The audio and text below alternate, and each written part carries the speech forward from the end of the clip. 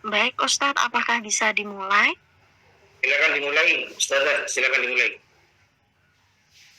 Baik, saya selaku moderator izin memulai ya Ustadz ya. Silakan.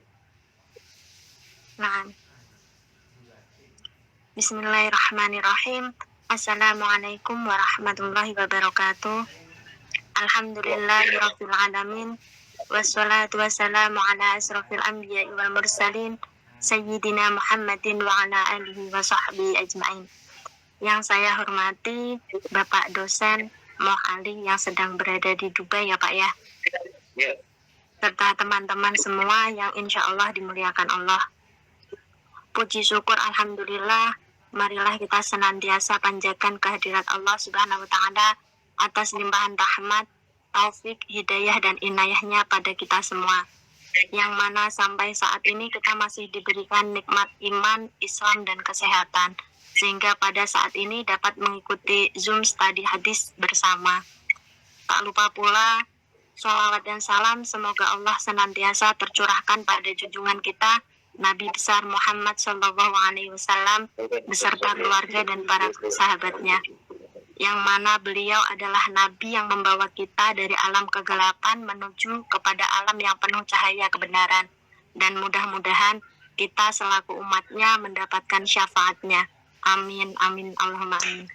Baik, untuk mempersingkat waktu, selanjutnya adalah presentasi bab 4, yaitu kelahiran dan penyempurnaan ilmu hadis, lalu pembukuan dan penyusunan kitab ilmu hadis, serta penyebarannya dan masa kebekuan dan kebangkitan kedua ilmu hadis. Pemaparan materi oleh kelompok 10 kepada rekan kami, Kak Siti Ayunin, Kak Barorotul Afidah, dan Kak Khadijah, kami persilakan untuk memaparkan materinya. Baik, Bismillahirrahmanirrahim. Assalamualaikum warahmatullahi wabarakatuh. Sholli sadri wa yassir li amri wahlul 'uqdatam min lisani yafqahu qawli.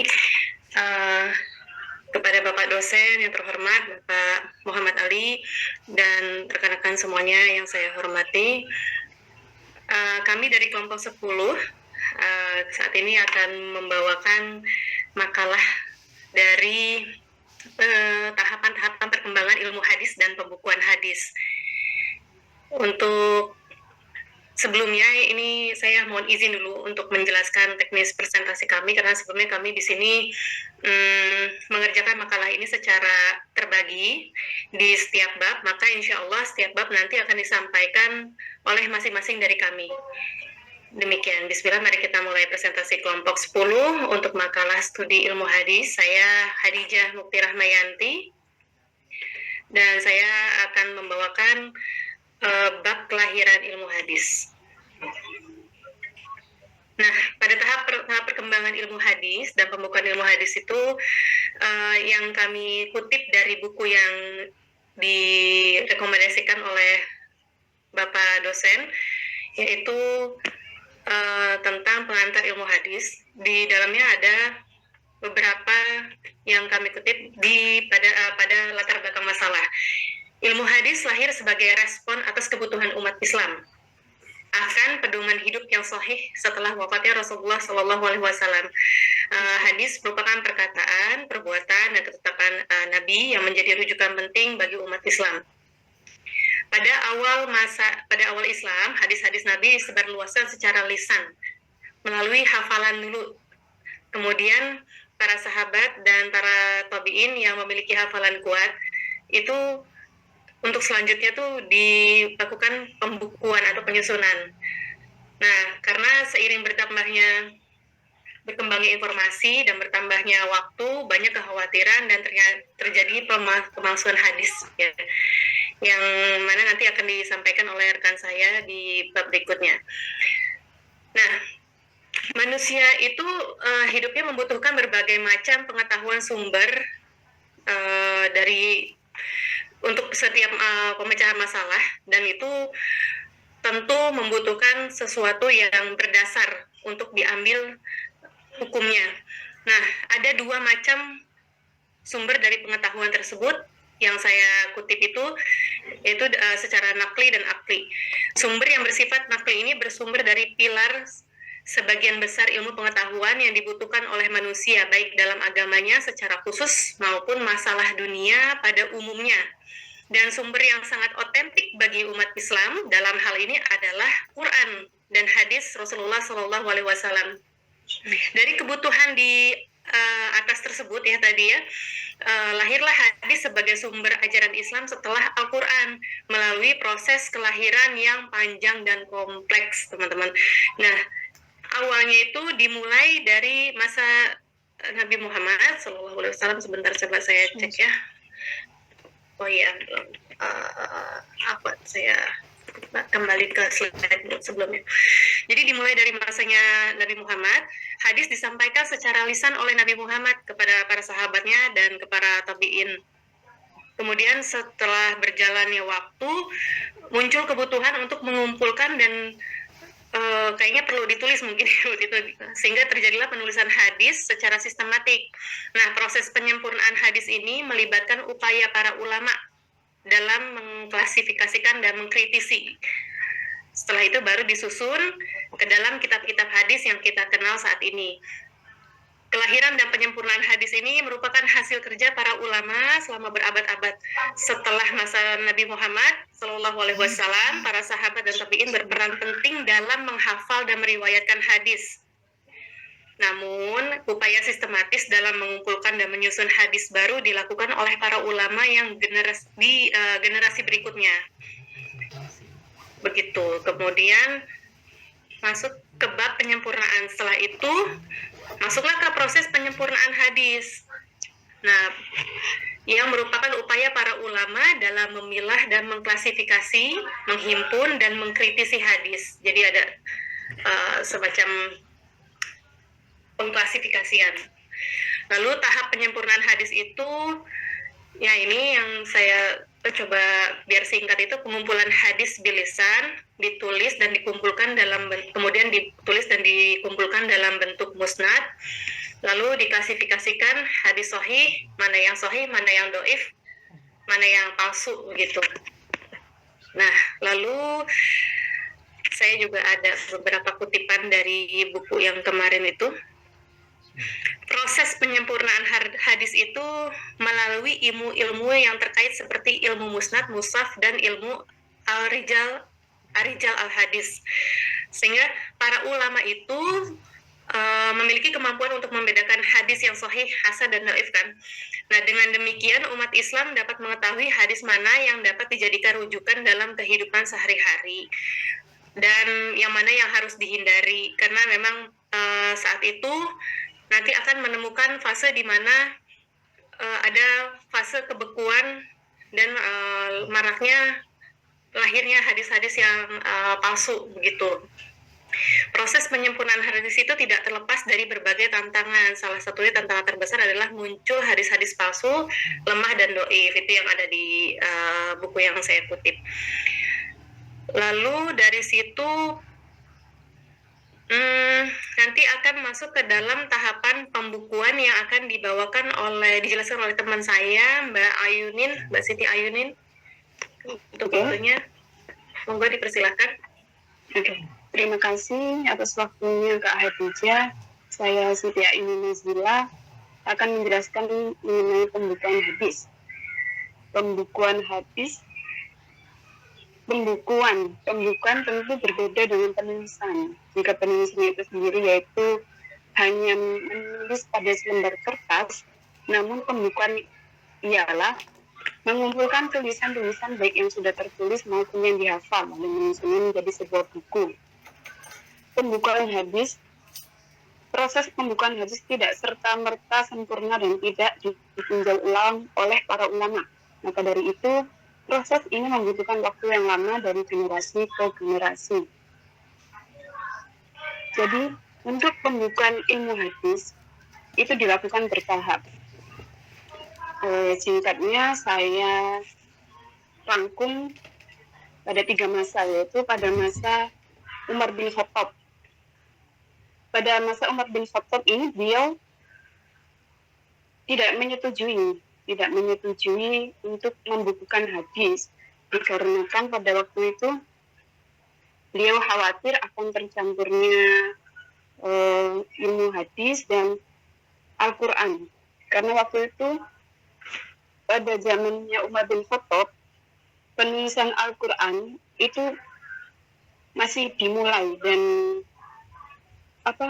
penulisan hadis dan Al-Quran itu potensi untuk tercampurnya itu lebih tinggi.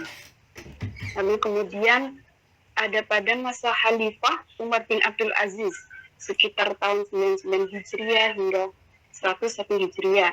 Nah, di masa Umar bin Abdul Aziz ini dimulailah pembukuan secara resmi. Pada masa Umar bin Abdul Aziz, pembukuan hadis secara resmi besar-besaran telah dikemukakan oleh sang khalifah. Nah, kegiatan pembukuan hadis secara resmi ini diinstruksikan pertama kepada Abu Bakar bin Muhammad bin Amr bin Hazm yang waktu itu menjabat sebagai gubernur Madinah, dan para ulama Madinah waktu itu dengan mengirimi surat perintah untuk pengumpulan hadis. Lalu pembukuan hadis itu telah berhasil dihimpun oleh Ibnu Syihab Az-Zuhri. Sebelumnya, di pertengahan masa Khalifah Umar bin Abdul Aziz, itu beliau meninggal, sehingga Khalifah Umar bin Abdul Aziz wafat sebelum Abu Bakar bin Hazm mengirimkan hasil pembukuan hadis kepadanya. Lalu kemudian hadis tersebut dinilai kurang lengkap. Lalu kemudian Ibnu Syihab Az-Zuhri ini berhasil menghimpun hadis lebih lengkap daripada Abu Bakar bin Hazm. Lalu masa ketiga yaitu masa setelah Az-Zuhri. Masa setelah Az-Zuhri ini pembukuan hadis dinilai jauh lebih kompleks daripada sebelumnya. Jika pada masa Az-Zuhri itu hadis dinilai belum disusun secara sistematis dan masih belum urut bab-bab pembahasan ilmunya, maka setelah zamannya Ibnu Syihab Az-Zuhri itu disusun lagi oleh para ulama-ulama agar tidak bercampur dengan perkataan sahabat dan nabi dan fatwa para tabi'in seperti itu. Lalu berikut daftar buku-buku yang terkenal yang ditulis pada masa setelah Az-Zuhri yang sudah dicetak dan beredar. Di antaranya yaitu ada Al-Muwatta karya Imam Malik bin Anas, lalu kemudian ada Al-Musannaf karya Abdul Razak bin Hammam Asy-Syamai, lalu ketiganya itu ada As-Sunan karya Sa'id bin Mansur, lalu yang keempat yaitu ada Al-Masnu'inaf karya Abu Bakar bin Abu Syaibah. Lalu kita lanjut pada pembahasan penyusunan kitab-kitab induk ilmu hadis dan penyebarannya. Nah, pada masa pemerintahan Umar bin Abdul Aziz, upaya pembukaan hadis dilakukan secara besar-besaran. Para ulama hadis kemudian menyusun kitab-kitab induk hadis seperti Sahih Al-Bukhari, Sahih Muslim, Sunan Abu Dawud, Sunan An-Nasai, dan Sunan Ibnu Majah. Kitab-kitab ini menjadi rujukan utama bagi umat Islam dalam memahami sunnah Nabi.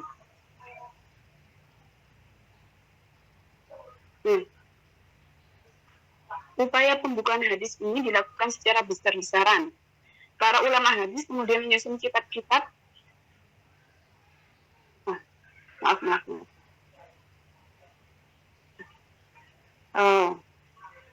Karena pada masa Az-Zuhri tadi itu penyusunan hadis masih belum sistematis, akhirnya setelah masa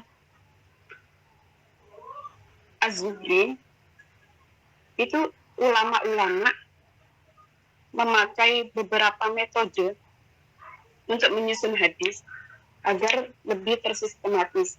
Nah, penyusunan hadis memiliki 12 metode, yaitu yang pertama ada metode masanid. Metode masanid jamak dari kata sanad.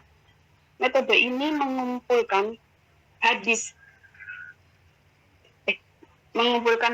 sesuai dengan urutan nama sahabat, sesuai dengan kabilah, hijaiyah, atau suku. Lalu yang kedua yaitu ada metode al-ma'ajin. Metode ini menggunakan urutan nama sahabat sesuai abjad, hampir sama dengan masanid, namun yang al-ma'ajin ini hanya berdasarkan susunan hijaiyah, nama sahabat. Begitu. Lalu yang ketiga yaitu menggunakan metode al-jawami. Al-jawami ini mengumpulkan hadis-hadis mengenai bab akidah, toharoh, tafsir, adab, dan lain-lain. Lalu kemudian metode keempat yaitu metode pembahasan fikih. Sesuai dengan namanya, karya ini membahas khusus masalah fikih dan hadis marfu'. Lalu kemudian yang kelima yaitu ada metode khusus hadis syahih. Hadis syahih yaitu yang paling terkenal yaitu ada Sahih Al-Bukhari, lalu ada Sahih Muslim. Yang keenam ada metode karya tematik. Urutan hadis berikut yaitu berdasarkan tema. Tema-tema yang ada di metode karya tematik itu ada kumpulan hadis mengenai motivasi terhadap perintah agama atau ancaman-ancaman gitu. Lalu yang ketujuh ada metode kutubul ahkam. Nah, ini khusus membahas bab fikih saja. Lalu yang kedelapan ada metode al-majani, yaitu berdasarkan urutan musannaf. Lalu yang kesembilan yaitu ada metode al-ajza, yaitu kumpulan riwayat seorang perawi hadis. Nah, kitab kecil ini berisi kumpulan riwayat seorang perawi hadis atau yang berkaitan dengan suatu permasalahan secara terperinci. Lalu yang ke-10 yaitu ada metode al-atrof, pengumpulan seluruh sanad hadis. Lalu yang ke-11 ada metode khusus hadis masyhur. Dan yang terakhir yaitu metode az-zawaid, yaitu kitab yang berisi kumpulan hadis-hadis tambahan terhadap hadis yang ada pada sebagian kitab-kitab yang lain. Berikutnya yaitu masa kebekuan ilmu hadis. Barangkali ada Mbak Baroro, silakan untuk menjelaskan masa kebekuan ilmu hadis.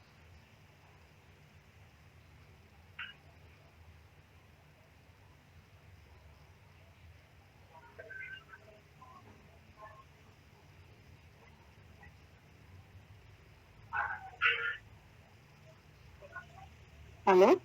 Mbak Baroro sepertinya belum ada ya.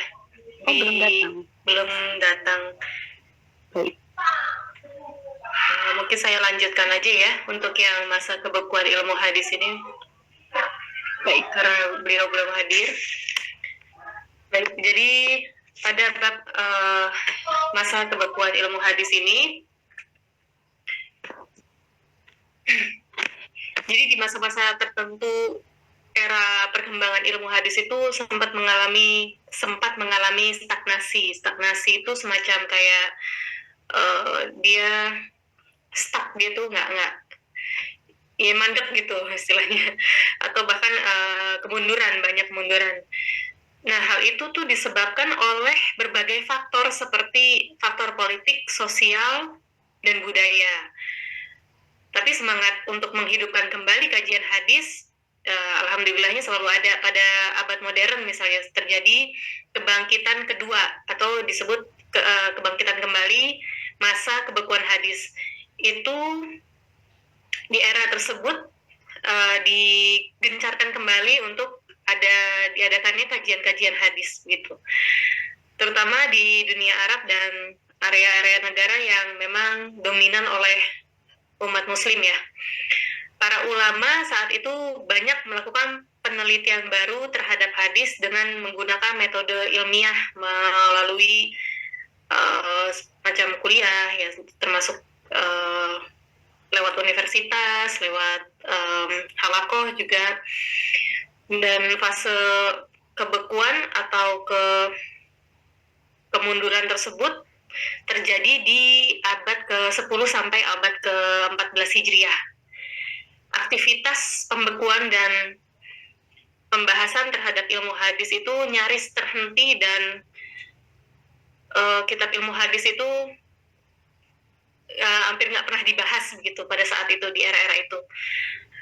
Kemudian yang dibahas itu hanya yang ringkas dan praktis-praktis aja, jadi nggak pernah ada lagi kegiatan untuk memperdalam ilmu-ilmu hadis.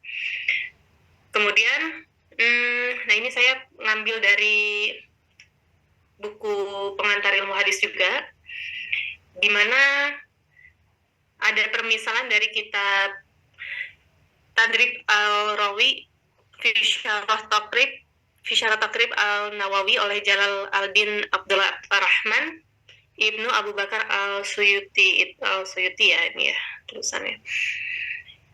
Nah, itu dijelaskan kondisi-kondisi demikian, bahwa memang kemundurannya adalah karena faktor eksternal seperti keadaan politik saat itu, sosial maupun perbedaan budaya. Lalu perkembangannya, nah ini tahapan perkembangannya, sebentar agak goyang.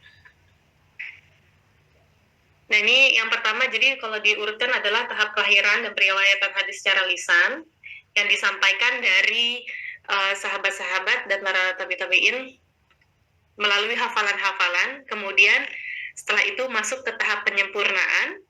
Dari tahap penyempurnaan tersebut masuk ke tahap pembukuan yang tadi diterangkan oleh Saudari Ayunin. Kemudian masuk ke tahap penyusunan kitab-kitab induk ulumul hadis dan penyebarannya. Dari situ tahap pembukuan ulumul hadis secara terpisah barulah udah jadi, udah bikin, udah jadi buku-bukunya, udah tersusun, malah masuk ke tahap kebekuan. Jadi tahap kebekuannya bukan di awal, ternyata saya juga baru belajar ini dari sini.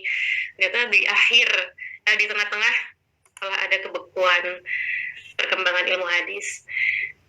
Dan ini kesimpulannya, ilmu hadis lahir dari kebutuhan umat Islam untuk memahami dan mengamalkan ajaran Nabi Muhammad SAW secara sahih pada masa Rasulullah. Hadis masih disampaikan secara lisan dan dihafal oleh para sahabat. Setelah wafatnya Nabi, upaya pelestarian dan penyempurnaan hadis semakin intensif dilakukan. Para sahabat dan tabi'in berperan penting dalam menghafal, meriwayatkan, serta mengkritisi hadis. Proses ini terus berlanjut hingga munculnya ulama hadis yang mengembangkan ilmu-ilmu bantu seperti ilmu Ar-Rijal al-Hadis dan ilmu Mustalah al-Hadis untuk memastikan kesahihan suatu hadis. Jadi demikian yang kami pelajari dari pertemuan ini ya sekarang dan kelompok 10. Terima kasih, mohon maaf atas banyak kurangnya. Saya kembalikan ke moderator. Barangkali ada pertanyaan, tapi disclaimer, pertanyaannya jangan susah-susah. Baik. Barakallah fiik kelompok 10. Tajib ya. Anda buka pertanyaan ya Ustadz ya. Tajib, kalau rekan-rekan yang ingin bertanya kami persilahkan.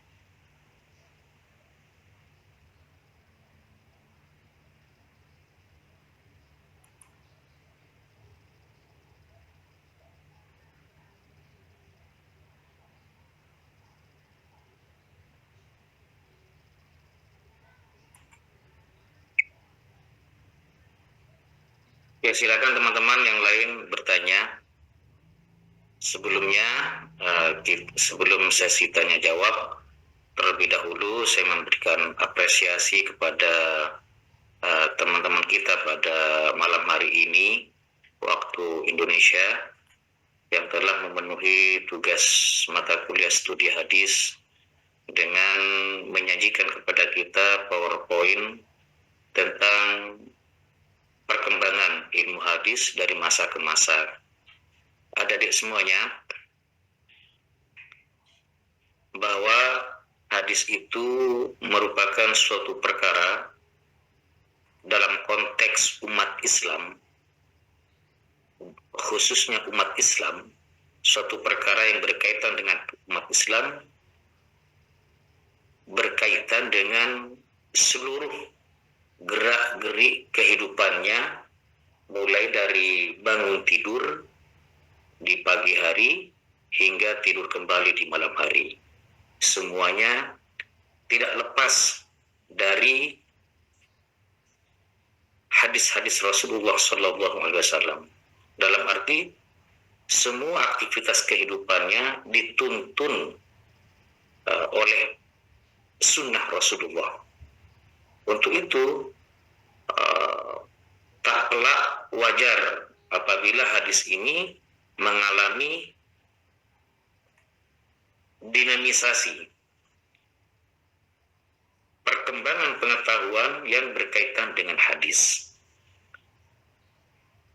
Misalnya ada sosiologi hadis, ada psikologi hadis, yaitu hadis ditinjau dari aspek setting sosial budaya ketika hadis itu muncul misalnya, atau ketika hadis itu pasca Rasulullah SAW wafat mengalami perkembangan dari generasi ke generasi, nasib hadis dari masa ke masa.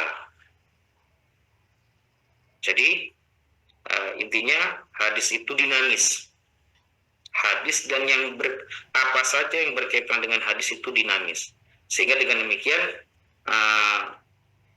ilmu hadis itu tidak hanya bicara soal sanad dan matan, tetapi juga apa saja yang berhubungan dengan kehidupan manusia, khususnya umat Islam.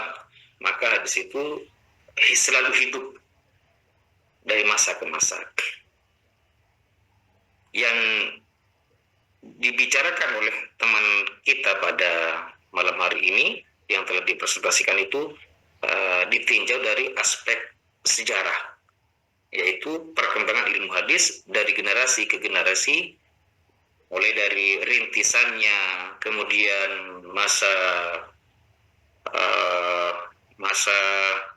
pembukuannya secara resmi, lalu dibangunnya kaidah-kaidah menolak hadis yang dhaif, perawi yang dhaif, yang lemah, apalagi yang palsu, sampai kemudian masa kesempurnaan ilmu hadis, bahkan tadi sempat melewati masa kebekuan dan bangkit kembali di zaman kontemporer seperti ini. Ini kilasan umum, potret secara umum dari apa yang telah disampaikan oleh teman-teman kita tadi. Silakan yang lain untuk memberikan pengayaan kepada materi ini. Boleh juga untuk mengoreksi barangkali ada sesuatu yang kurang atau yang janggal barangkali, atau juga memberikan tambahan, atau mungkin ada yang tidak jelas dari materi yang telah disampaikan. Silakan ditanyakan kembali, ditanyakan kepada dua pemateri kita, 3 atau 2 ya, yang satu moderator tadi itu. Silakan teman-teman yang lain.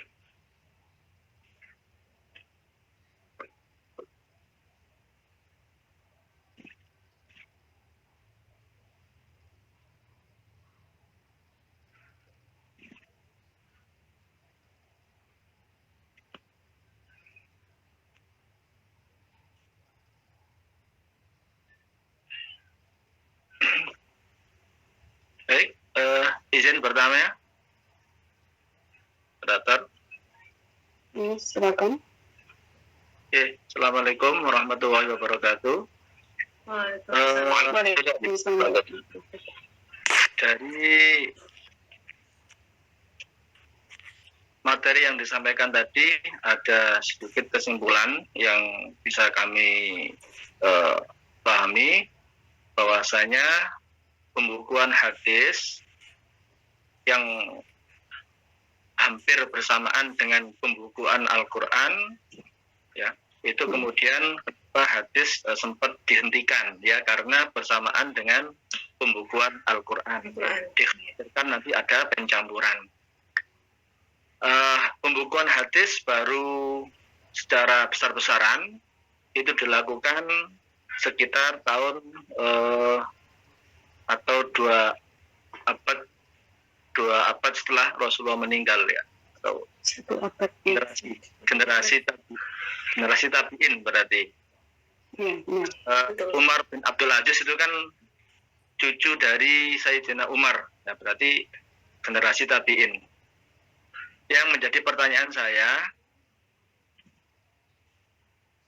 apakah ada di dalam hadis itu yang bertentangan dengan Al-Quran? Kemudian bagaimana menanggapinya? Jadi saya ulang, pertanyaan saya, apakah ada pertentangan antara Al-Quran dengan hadis? Nah itu nanti bagaimana kita menanggapinya? Matur nuwun. Baik, mungkin ada lagi teman-teman. Aduh, nih saya kalau Pak Saiful yang nanya ini justru saya pengennya phone a friend. Kalau ada pertanyaan yang susah, maksudnya saya mau minta tolong Pak Saiful.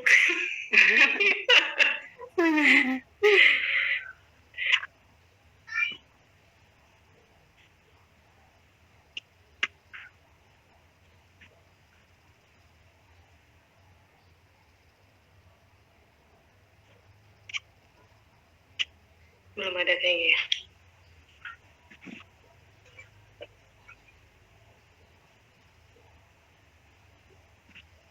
Monggo mungkin ini Bapak siapa tadi ya ada angkat tangan?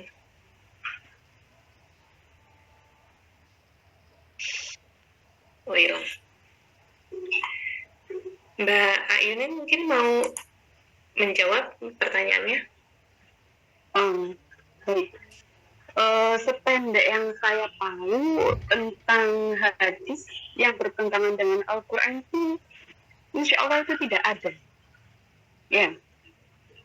Jadi kalau misalnya ada hadis yang bertentangan dengan ayat Al-Quran itu, secara otomatis hadis itu tertolak, walaupun derajatnya itu sahih. Seperti itu. Jadi tidak ada hadis yang bertentangan dengan Al-Quran, karena apa ya, mustahil. Ya nggak sih? Ini nggak Kak Khadijah, gimana? Karena tadi yang sepengetahuan saya baca itu dari buku pengantar hadis itu, ketika sudah ada terdengar hadis yang memang bertentangan, itu langsung dilakukan perundingan antar para ulama saat itu. Kemudian yaitu karena ada proses klasifikasian para hadis itu loh, hadis-hadis yang dhaif, yang bertentangan, maupun yang memang sanadnya tuh nggak ada. Itu sih yang mohon dikoreksi Ustaz kalau salah ini. Karena ini kami bacanya baru baca yang dari satu PDF aja nih, aduh. Greget juga nih jawabnya, tapi salah. Hadis yang bertentangan dengan Al-Quran itu dinilai kesalahan yang sangat fatal. Jadi secara nalar itu tidak mungkin Rasulullah itu memberikan keterangan yang bertentangan dengan Al-Quran. Begitu.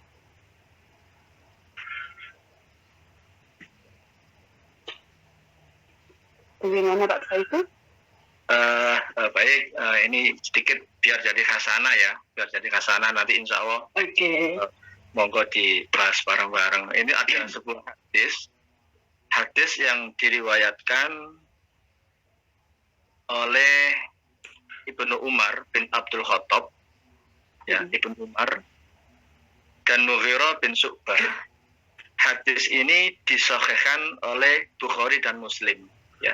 Hadis ini bersumber dari Sayyidah Aisyah, bahwasanya Rasulullah SAW bersabda,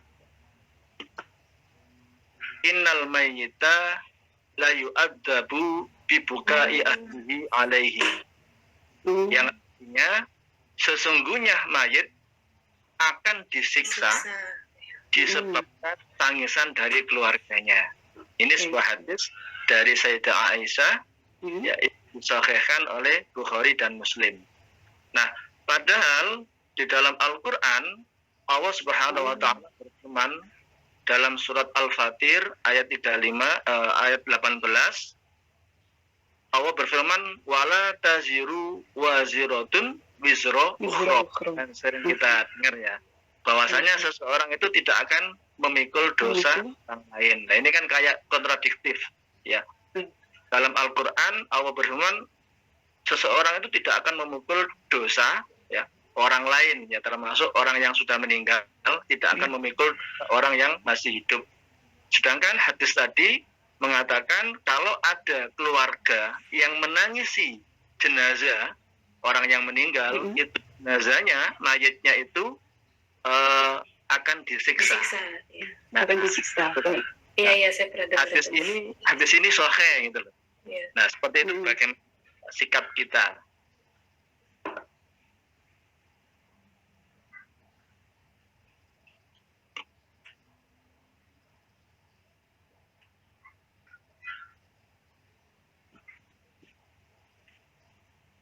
Wah, ini kayaknya mesti cari contekan dulu nih, Pak. Untuk jawabannya. Apa Don? Atau yang lain mungkin tanya dulu, monggo, silakan.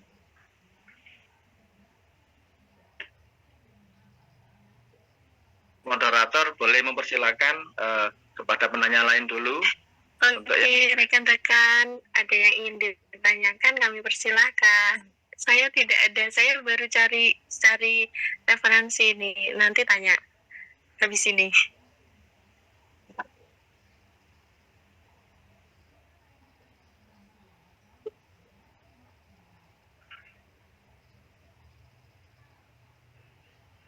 Iya, ya, mengenai tadi yang hadis tadi itu ada bukan bertentangan dengan Al-Quran ya. Lalu kemudian bagaimana sikap kita begitu ya Pak ya? Iya. Menanggapi pertentangan hadis yang sahih dengan yang ada di Al-Quran. Iya. Tapi saya tuh juga pernah ingat Pak, kalau seingat saya dulu Ustazah tuh pernah bilang tentang meratapi jenazah ya. Kalau yang disiksa tersebut itu bukan yang di alam kubur, melainkan yang di akhirat. Gitu. Jadi ya coba deh, saya mungkin harus cari referensi lagi nih biar pinter. Kalau menurut saya ini setelah baca-baca ya di sini ada beberapa tafsiran, tapi yang insya Allah yang paling mengena untuk saya sementara ini yaitu mengenai kata disiksa di sini itu ada yang menafsirkan itu sebuah kesedihan. Jadi bukan disiksa apa disiksa pada umumnya ya penafsiran. Jadi itu sebuah kesedihan dari si mayit mendengar ratapan dari keluarganya begitu.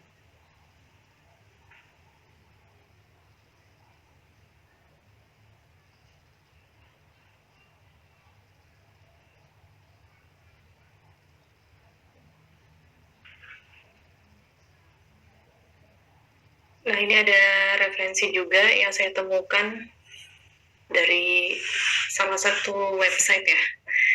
Jadi hadis tersebut berlaku bagi mayit yang ketika hidupnya dia mengetahui keluarganya, anak atau istrinya akan meronta-ronta jika dia mati. Kemudian dia tidak mau menasihati keluarganya dan tidak berwasiat agar mereka tidak menangisi kematian. Orang seperti inilah yang mungkin akan disiksa jika ditangisi oleh keluarganya. Kemudian karena mungkin tidak pernah mengingatkan mengenai bab hadis yang sahih tersebut sebelumnya. Terus kemudian orang yang menasihati keluarganya dan berpesan agar tidak berbuat nihayah atau meratap ya, meronta-ronta. Kemudian ketika dia mati, keluarganya masih tetap meratapi dan menangisinya, maka orang-orang seperti ini tidak terkena ancaman dari hadis yang tadi. Jadi berarti pakemnya ini lebih kepada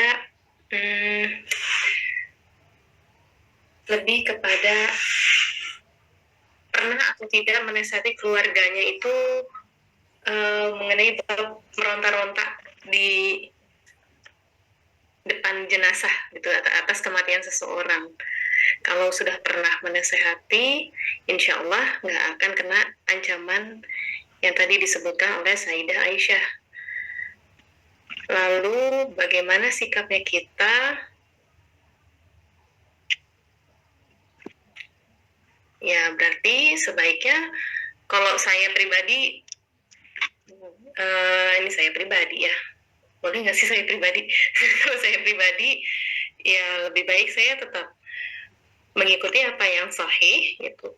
Dan kalau misalnya bertentangan dengan Al-Quran, ya saya tetap percaya. Saya tetap percaya dengan apa yang disampaikan Al-Quran, dan saya juga akan berusaha untuk mengikuti apa yang disampaikan oleh Rasulullah melalui Sayyidah Aisyah. Demikian Pak Saiful.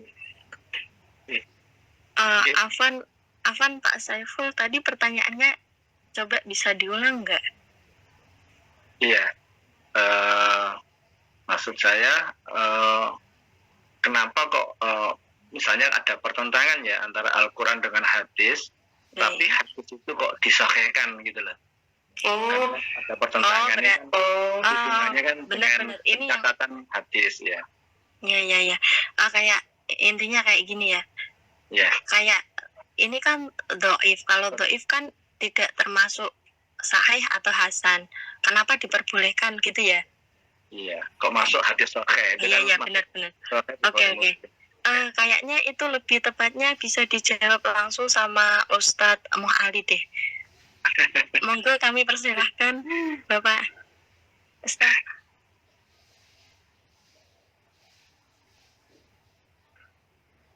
Oh, yang lain dulu.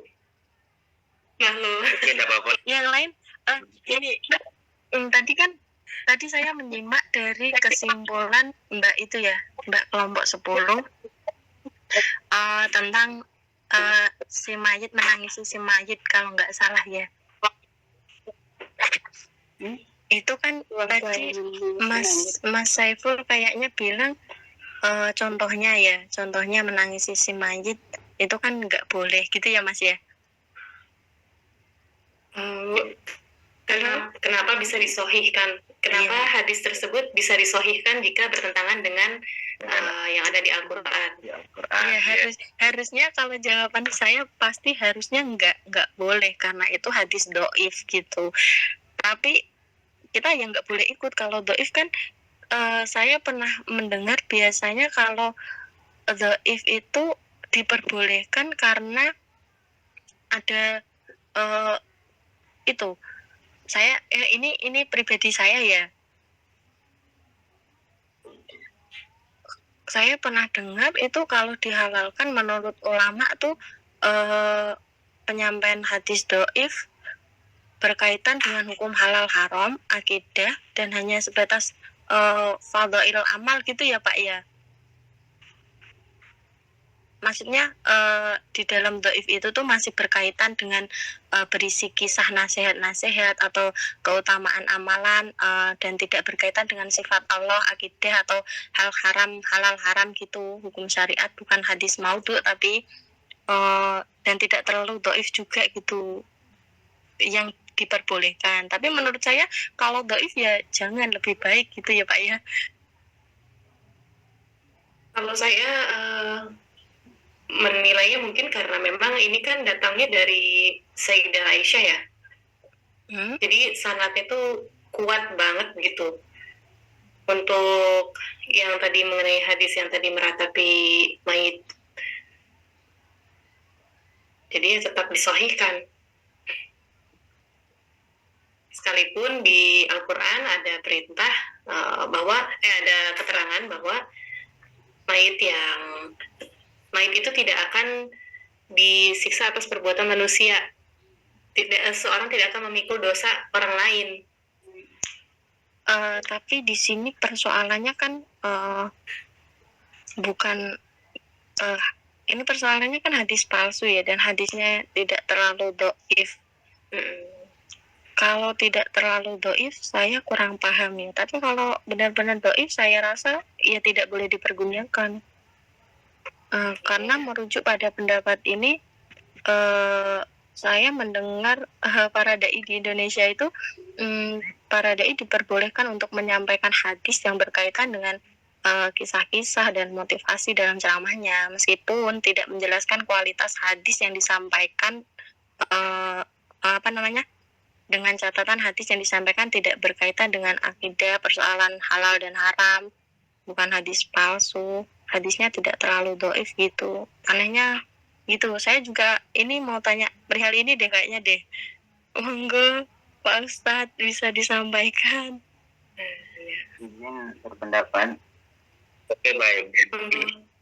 Hafid. Izin yang Pak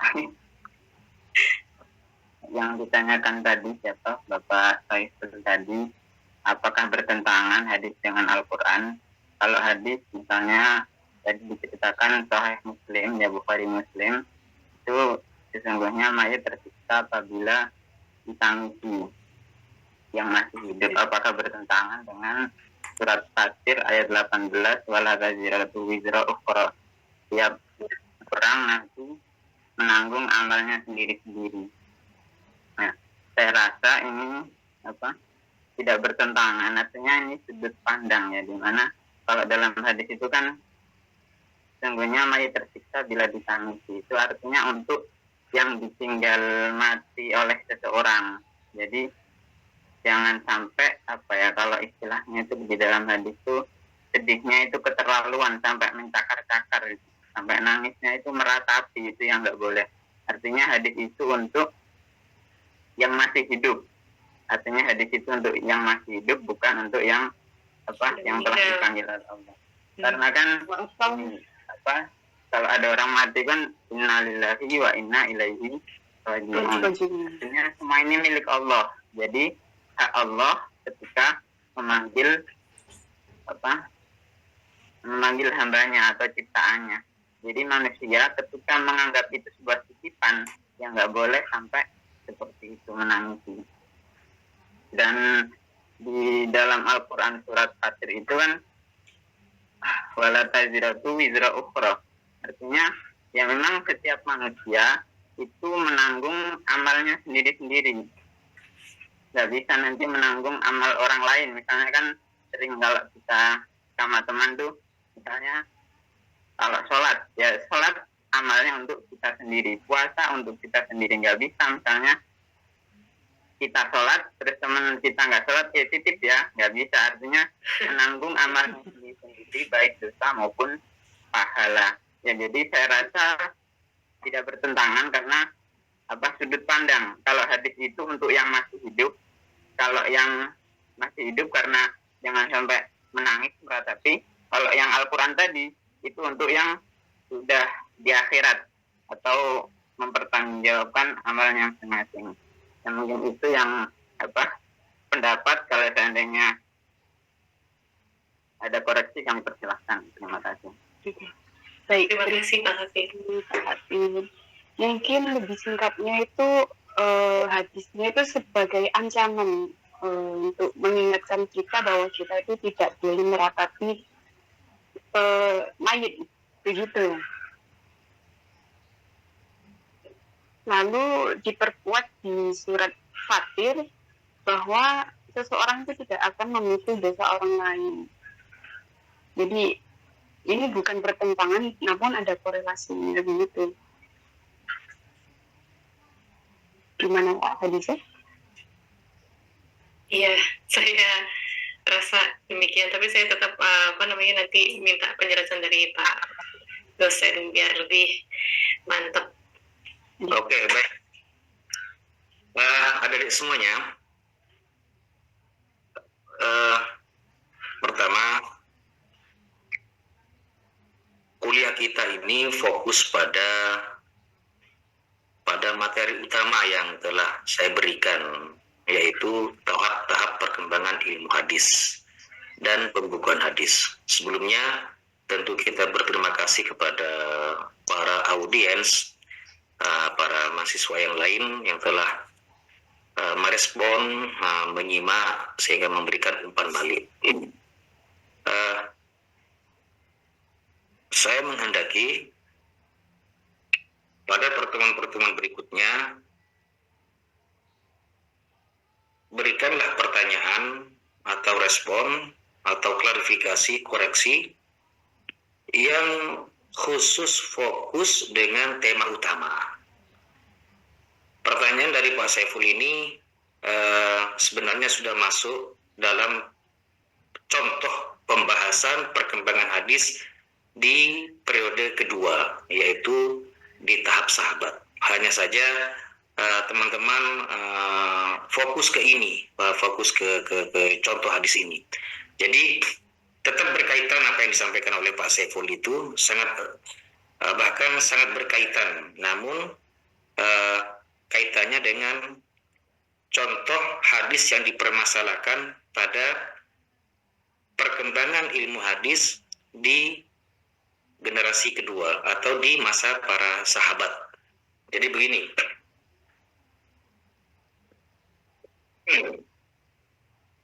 saya tidak bermaksud mengulang apa yang telah disampaikan oleh dua pemateri kita tadi itu.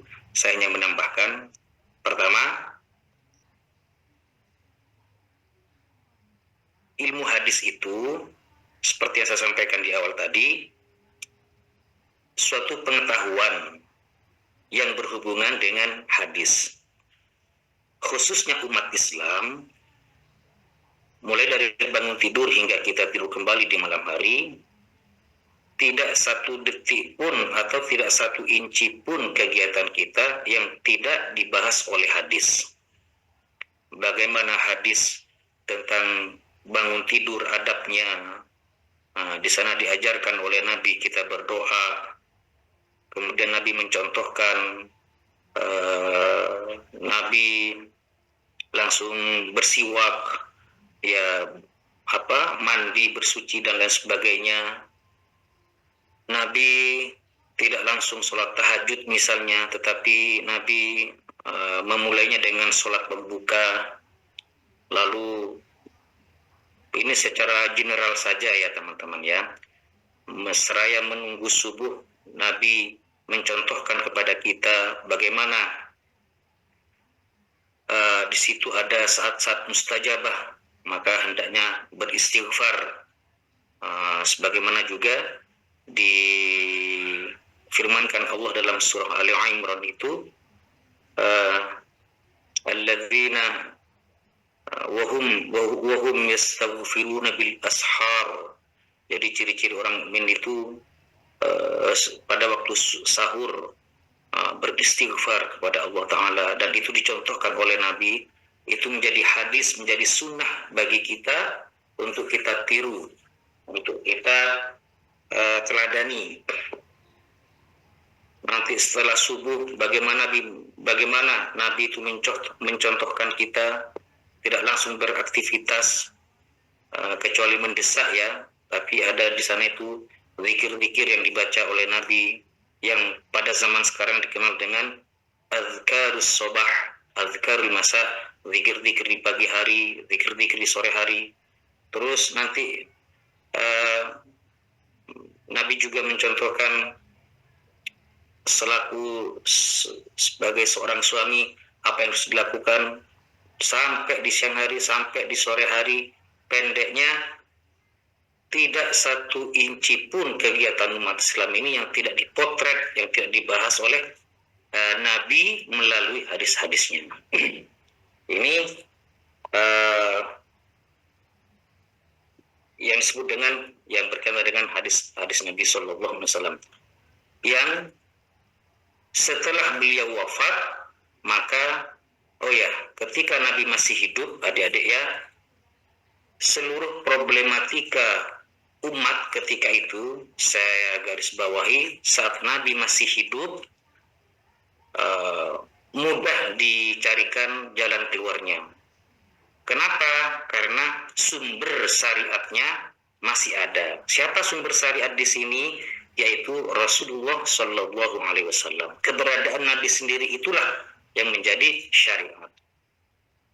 Tentu sumber syariat yang paling utama pertama adalah Allah Ta'ala melalui kalam Allah, melalui Al-Quran. Kemudian Nabi, sebagaimana kuliah kita di awal di beberapa pertemuan sebelumnya, Nabi berfungsi sebagai bayan tasyri' yang menjelaskan keumuman Al-Quran. Jadi Nabi menjelaskan keumuman Al-Quran. Kemudian adik-adik semuanya, setiap permasalahan yang terjadi pada masa Nabi mudah dicarikan solusinya. Langsung saja bertanya kepada Nabi. Banyak contoh-contohnya ya, sangat banyak contoh-contohnya. Misalnya suatu hari Umar bin Khattab mendengarkan bacaan seorang sahabat, bacaan Al-Quran yang tidak seperti yang didengar oleh Umar dari Nabi. Kemudian kalau tidak salah sahabat itu insya Allah Ubay bin Ka'ab. Mungkin saya salah ya sahabatnya, nama sahabatnya ya. Itu nanti adik semuanya bisa dapatkan di kajian Ulumul Quran itu. Hampir saja Umar bin Khattab itu di dalam sebuah riwayat memukulnya. Namun dia hanya menyeretnya saja di hadapan Nabi, lalu bertanya, "Ya Rasulullah, orang ini membaca Al-Quran yang tidak seperti saya dengar dari panjenengan." Kemudian Rasulullah memerintahkan orang tersebut, insya Allah Ubay bin Ka'ab, untuk membacakan Al-Quran yang dimaksud oleh Umar bin Khattab itu.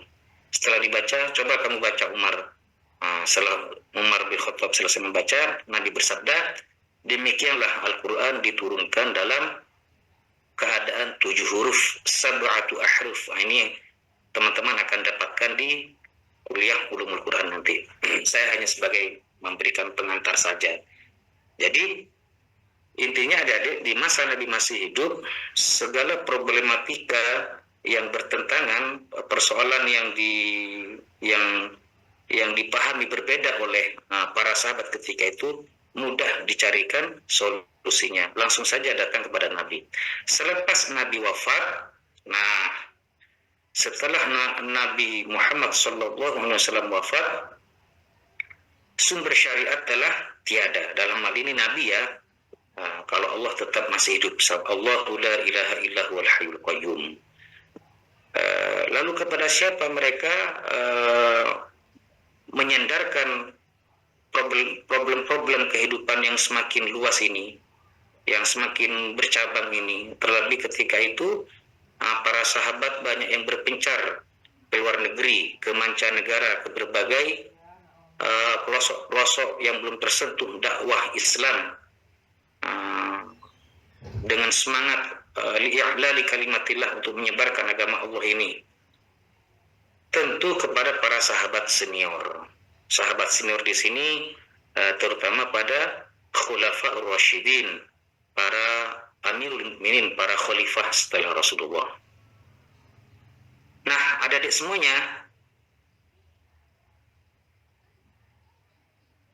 di masa Abu Bakar As-Siddiq, di masa para sahabat, terutama di masa 4 sahabat utama ini, Abu Bakar, Umar, Utsman, dan Ali sebagai khalifah Amirul Mukminin ketika itu, mereka menggunakan beberapa cara dalam rangka menyelamatkan hadis Nabi ini dari pemalsuan, dan juga dalam rangka memelihara agama Islam ini. Maka seperti yang disampaikan oleh pemateri tadi itu, ada pengurangan riwayat. Jadi Abu Bakar As-Siddiq, bahkan Umar bin Khattab itu pernah menegur, bahkan diriwayatkan pernah memukul seorang sahabat yang selalu berbicara atas nama Nabi. Nah ini, dan juga saya tadi menunggu pembahasan dari pemateri ini, apakah di zaman Nabi hadis Nabi itu ditulis? Bukankah ketika itu Rasulullah menyampaikan la taktubu anni syai'an minal siwal ghairul Quran. Jangan tulis selain yang berhubungan dengan Al-Quran, itu kata Nabi. Namun faktanya Nabi tetap memerintah kepada beberapa sahabat tertentu yang pandai menulis, yang tulisannya tidak dikhawatirkan bercampur baur dengan Al-Quran. Nah, ini pembahasan ini penting anak-anak ya, karena ini cikal bakal dari ilmu hadis. Jadi fokus utama kita kuliah pada malam hari ini adalah perkembangan ilmu hadis dari masa ke masa, bahkan dari masa Rasulullah. Dari masa Rasulullah masih hidup itu adalah cikal bakal, lalu diteruskan di zaman para sahabat. Para sahabat ya. Di masa sahabat utama, sahabat senior ini terjadi pengurangan riwayat. Artinya betul-betul ekstra hati-hati para sahabat ini menerima riwayat yang mengatasnamakan Nabi. Kenapa?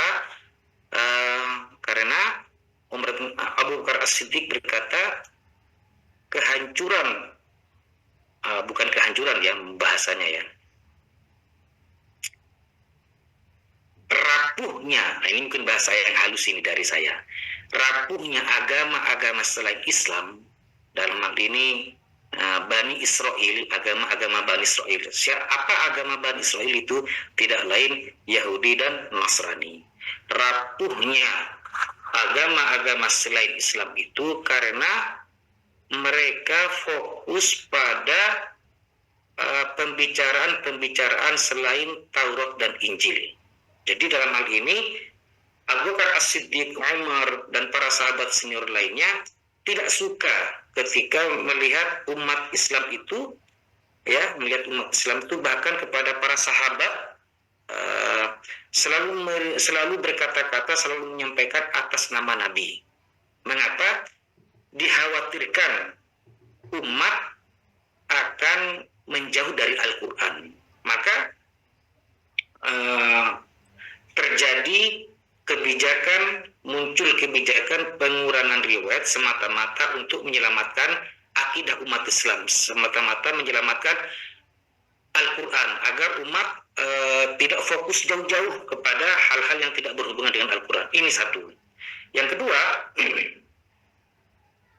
agar tidak menambah-nambah yang bukan dari Nabi, yang bukan dari Al-Quran.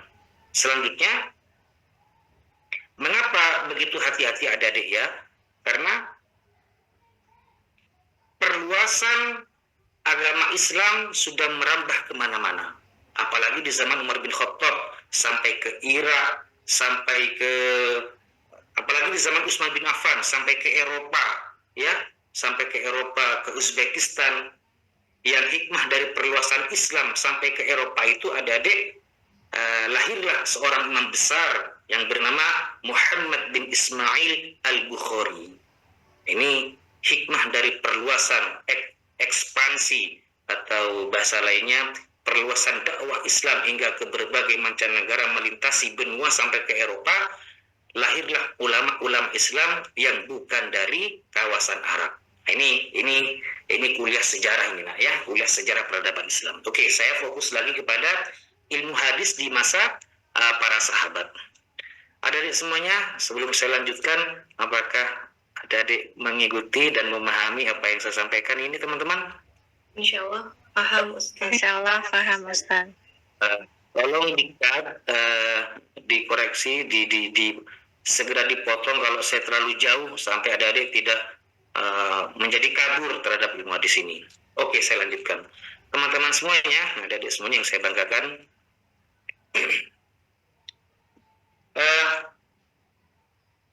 para sahabat Nabi ini anak-anak ya, insya Allah adik-adik masih segar ya, memorinya, ketika sebelumnya saya sampaikan siapa itu sahabat, siapa itu tabi'in. Saya ulangi, sahabat itu adalah umat Islam yang pernah melihat Nabi walaupun sekejap mata dan meninggal dalam keadaan Islam. Itu sahabat. Yang tidak menjumpai Nabi disebut dengan tabi'in. Berikutnya atba'ut tabi'in, atau bahasa lainnya tabi'ut tabi'in, dan seterusnya. Oke. para sahabat ini anak-anak ya,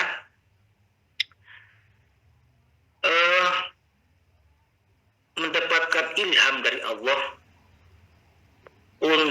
untuk menjaga agama Islam ini dengan tingkat penjagaan yang sangat kuat. Mereka sadar Islam ini adalah risalah terakhir dari Allah Ta'ala untuk didakwahkan kepada seluruh bangsa, seluruh manusia dari berbagai kalangan. Misalnya, anak-anak semuanya, dakwahnya Nabi Musa itu adik-adik, ya, hanya ada di kalangan Bani Israel saja. Ya, Nabi Isa juga begitu. Nah, jadi Taurat Injil itu hanya berlaku pada daerah-daerah yang di mana Nabi Musa dan Nabi Isa hidup di masa itu dan di daerah itu. Jadi terfokus pada satu sektor, terfokus hanya pada satu daerah saja. Kalau Islam ini rahmatan lil alamin, mencakup ke seluruh bangsa, ke seluruh pelosok di berbagai penjuru dunia ini. Maka dengan kesadaran itu para sahabat ikhlas tanpa pamrih lillahi ta'ala, sadar berangkat atas panggilan jiwanya ke berbagai negara, berdakwah ke berbagai kawasan, melintasi jazirah Arab ketika itu. Nah, untuk menyelamatkan agama Islam, maka para sahabat kibar, para sahabat senior yang menjadi khalifah ini begitu hati-hati menerima riwayat hadis. Nah, ini yang saya maksudkan, yang disampaikan oleh Pak Saiful ini, ada hadis tentang mayit. Nah, ini kalau tidak segera diklarifikasi, tidak segera dicarikan jalan keluar, nanti umat malah tersesat oleh hadis ini. Tentang hadis yang ditanyakan oleh Pak Saiful ini, innal mayyita la yu'adzabu bi bukai ahlihi. Umar bin Khattab ketika ditusuk oleh siapa yang menusuk Umar bin Khattab itu? Al-Lu'lu', budak Persia. Sedikit sekelumit saya singkat tentang sejarah Islam ini. Ketika Umar berhasil mengalahkan kerajaan Persia, maka banyak orang-orang Persia itu di zaman sekarang Iran, negara Iran ya. Ini domisili saya di sini, juga berbatasan dengan Iran, dipisah dengan laut. Orang-orang Iran, orang-orang Persia ketika itu yang masuk Islam, ada di antara mereka yang masih menyimpan dendam kepada Umar bin Khattab. Maka inilah yang menjadi salah satu sebab terbunuhnya Umar bin Khattab, ditusuk dari belakang. Ketika Umar bin Khattab itu ditusuk dan akan meninggal dunia, ada salah satu anggota keluarganya yang menangis. Lalu Umar berkata, jangan kamu tangisi aku. Nah, karena Nabi pernah bersabda, sesungguhnya mayit ini akan disiksa karena tangisan keluarganya. Umar bin Khattab ini mendapatkannya dari sahabat Al-Mughirah. Dalam riwayat lain, Umar bin Khattab juga mendengar dari Nabi. Nah, adik-adik semuanya, sampailah apa yang dikatakan oleh Umar mengatasnamakan Nabi bahwa mayit itu disiksa dikarenakan tangisan keluarganya kepada Aisyah radhiyallahu anha, Ummul Mukminin, salah seorang istri Nabi yang paling banyak meriwayatkan hadis dari beliau sallallahu alaihi wasallam. Istri Nabi banyak, tapi Aisyah radhiyallahu anha ini selain Ummu Salamah yang banyak meriwayatkan hadis. Ini banyak faktor kenapa hanya Aisyah yang kaya pengetahuan tentang hadis-hadis Nabi. Nah, ini akan dibahas dalam sejarah peradaban Islam ini. Enggak begitu Umar. Aisyah dalam satu riwayat disebutkan, enggak begitu Umar. Rasulullah bersabda, sesungguhnya innal mayyita, sesungguhnya orang kafir yang disiksa oleh Allah oleh karena tambahan, masya Allah, oleh karena tangisan keluarganya. Innallaha yazidul kafiru azaban bibukai ahlihi alaihi. Sesungguhnya yang dimaksud oleh Rasulullah itu orang kafirlah yang ditambah oleh Allah siksanya disebabkan oleh tangisan anggota keluarganya. Jadi adik-adik semuanya, apa yang disampaikan oleh Umar mengatasnamakan Nabi ini dikoreksi langsung oleh Aisyah, ya, salah satu istri Nabi. Timbul pertanyaan, kalau memang bukan hadis sahih, gimana tadi pertanyaan Pak Saiful? Saya penasaran tadi itu. Gimana Pak Saiful? Coba diulangi. Kalau bukan hadis sahih, kenapa dimasukkan hadis sahih? Gimana Pak Saiful? Tolong. Kalau bertentangan dengan Al-Quran, Oh iya. hadis tersebut disahihkan. Baik. Bisa menambahkan nggak Pak? Silakan. Gini, sebagian ulama kan ada yang berpendapat bahwa hadis dhaif tidak boleh digunakan. Namun para ulama sebagian besar lagi memperbolehkan untuk mengamalkan hadis dhaif, tapi yang seperti Bapak sampaikan tadi, kalau masih berkaitan dengan akidah, sifat-sifat Allah dan hukum Islam gitu. Jadi pertanyaannya, kenapa ya di masa sekarang ini suatu hadis yang awalnya dinilai lemah, tapi kenapa kemudian bisa naik pangkat menjadi hasan atau sahih gitu loh Pak? Itu pertanyaan dari saya mungkin itu. Kenapa tidak jarang suatu hadis yang awalnya dinilai lemah kemudian naik pangkat menjadi hasan atau sahih gitu. Barakallahu fikum. Oke, baik, terima kasih. Adik semuanya, saya suka dengan teman-teman semuanya ini ya, responsif sekali, bersemangat dalam membahas ilmu hadis ini. Namun sayang, waktu kurang 17 menit saya harus ada di masjid. Baik, dengan waktu yang sangat singkat ini, saya berusaha untuk mengklarifikasi semuanya. Baik, teman-teman semuanya, di masa sahabat yang saya sampaikan tadi itu, bahwa terjadi kehati-hatian menerima riwayat. Maka kemudian informasi dari Umar bin Khattab itu langsung dikoreksi oleh Umar bin Khattab, oleh Aisyah. Enggak begitu Umar. Sebenarnya yang dikehendaki oleh Rasulullah itu, suamiku itu orang kafir, bukan orang Islam. Nah, para ulama kemudian, adik-adik semuanya, tentu hadis yang disampaikan oleh Umar bin Khattab itu sahih, ya, secara sanad sahih, secara mata rantai guru sahih. Lebih-lebih diriwayatkan oleh Imam Bukhari dan Imam Muslim. Maka tidak ada alasan bagi kita untuk menolak hadis yang ditanyakan oleh Pak Saiful tadi itu sahih itu ya. Namun kemudian apakah lantas menjadi hujah, menjadi dalil bagi untuk kehidupan kita sehari-hari? Nah, para ulama ketika menjumpai seolah-olah bertentangan antara hadis dan Al-Quran, maka para ulama mengajukan metode penyelesaian masalah pertentangan antara zahir hadis dengan Al-Quran. Sesungguhnya anak-anak semuanya, Al-Quran tidak mungkin bertentangan dengan hadis, hadis pun tidak bertentangan dengan Al-Quran. Tidak mungkin secara teori. Mengapa? Di awal kuliah kita telah sepakat, kita telah mempelajari bahwa keberadaan Nabi sendiri merupakan penjelas, penafsir apa yang ada di dalam Al-Quran. Maka dengan teori seperti ini, para ulama kemudian merancang suatu solusi ketika terjadi seolah-olah bertentangan antara hadis dan Al-Quran, dipadukan keduanya. Maka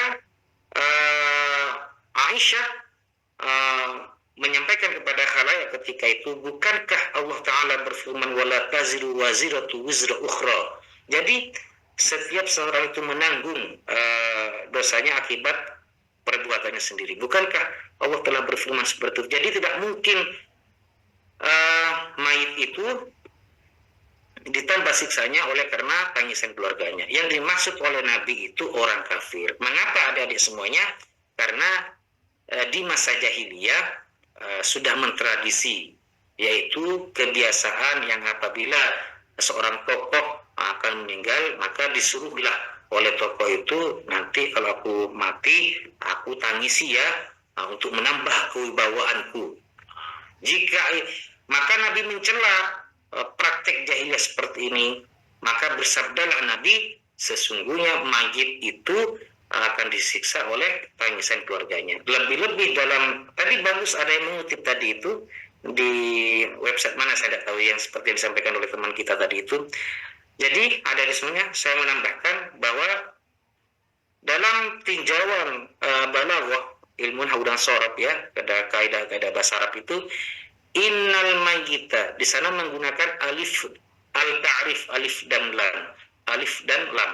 Innal mayyita. Nabi tidak bersabda inna mayyitan. Tapi kalau seandainya Nabi bersabda inna mayyitan, sesungguhnya semua mayit. Nah, itu artinya. Tetapi Nabi bersabda innal mayyita, maksudnya sesungguhnya mayat tertentu akan disiksa oleh karena tangisan keluarganya. Mayat tertentu di sini, mengapa timbul makna mayat tertentu?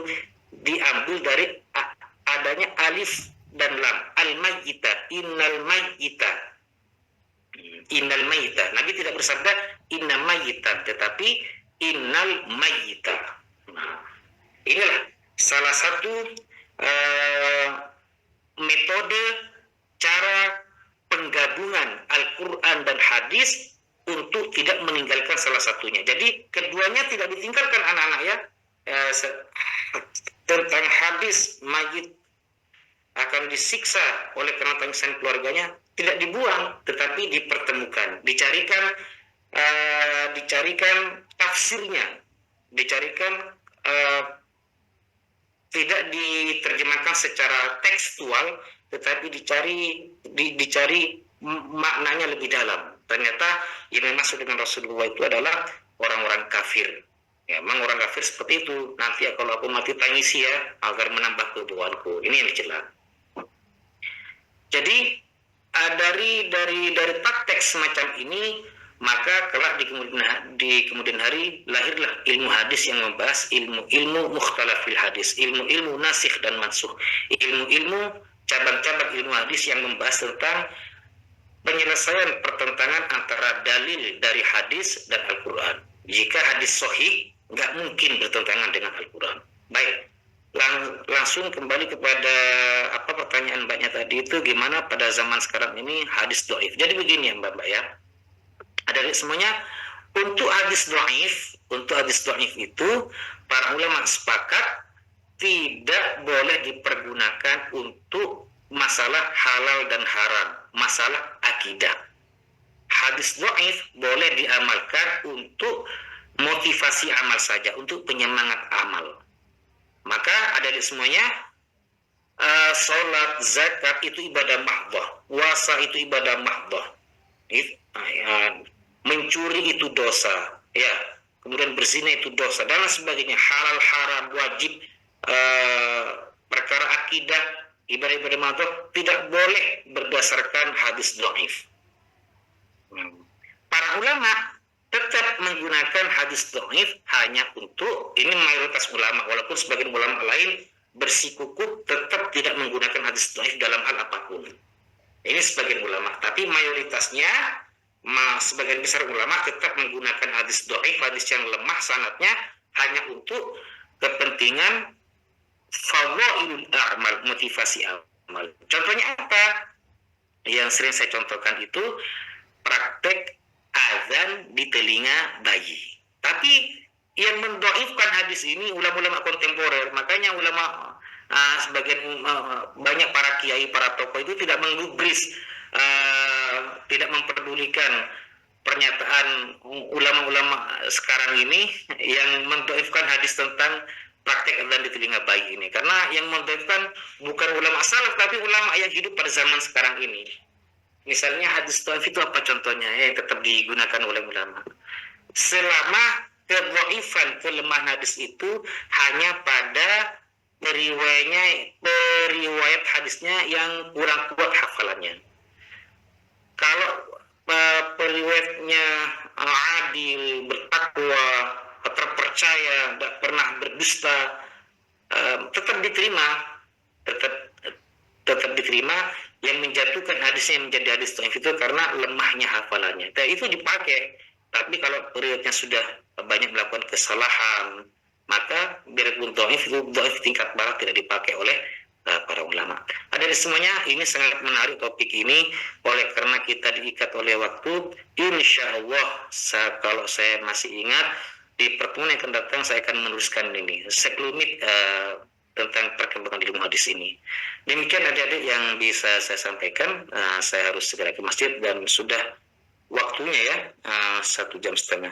Maka di pertemuan yang akan datang kita mulai pukul 19 bisa nak ya, insya Allah ya nak ya, untuk agar saya tidak terkejar-kejar waktu seperti ini ya. Begitu nak ya. Pukul berapa Ustaz? Baik Pak, 19. 00. Oh, 19.00. Bisa ya? Bisa, insya Insya Allah. Allah bisa. Mudah-mudahan apa yang saya sampaikan ini walaupun sedikit ya, saya tidak sempat merespon ilmu hadis di abad keempat, di abad kelima, yang diantara yang terpenting itu ilmu hadis di zaman kontemporer ini yang begitu penting keberadaannya menghadapi serangan-serangan para orientalis, serangan-serangan sarjana barat untuk menghancurkan agama Islam dengan mengatakan seluruh hadis Nabi itu palsu. Itu baru lahir di abad kedua Hijriah. Bagaimana peran ilmu hadis menjawab masalah ini? Ini yang perlu saya sampaikan kepada adik-adik lah sebagai akademisi ilmu tafsir dan hadis. Pekerjaan ini disematkan kepada Anda semuanya untuk menjawab tantangan-tantangan modern ini. Apalagi bagi adik-adik yang tinggal di kota-kota besar, Surabaya, Semarang, Yogyakarta, Malang, apalagi Jakarta, yang di sana banyak orang yang baru belajar agama, terpatahkan semangatnya oleh karena serangan-serangan bahwa jangan percaya sama hadis itu buatan manusia, hadis itu hanya dibuat-buat pada abad kedua Hijriah. Yang benar itu hanya Al-Quran. Ini fatal pemikiran seperti ini. Ini ingin saya sampaikan. Insya Allah akan saya sampaikan di pertemuan yang akan datang. Demikian kurang lebihnya saya mohon maaf. Terima kasih atas segala perhatian. Wassalamualaikum warahmatullahi wabarakatuh. Waalaikumsalam.